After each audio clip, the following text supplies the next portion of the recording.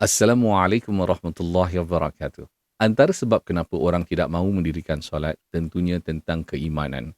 Kepercayaan tentang kewajipan melaksanakan perintah Allah Subhanahu Wa Taala.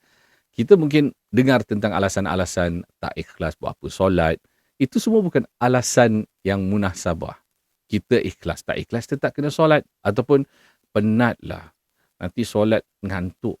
Jadi kita tak solat. Dan macam-macam lah alasan yang langsung tak masuk akal. Ada di antara alasan-alasan yang tidak munasabah. Oh, ustaz kata orang perempuan tak wajib solat kat masjid. Tapi merayap sana sini. Tak solat pun kat rumah.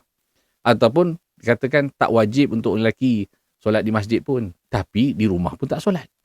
Kita jangan beri alasan kerana akhirnya kita menipu diri kita sendiri. Bila kita tidak mahu solat, kita langgar perintah Allah Subhanahu Wa Taala, kita akan dihukum Allah.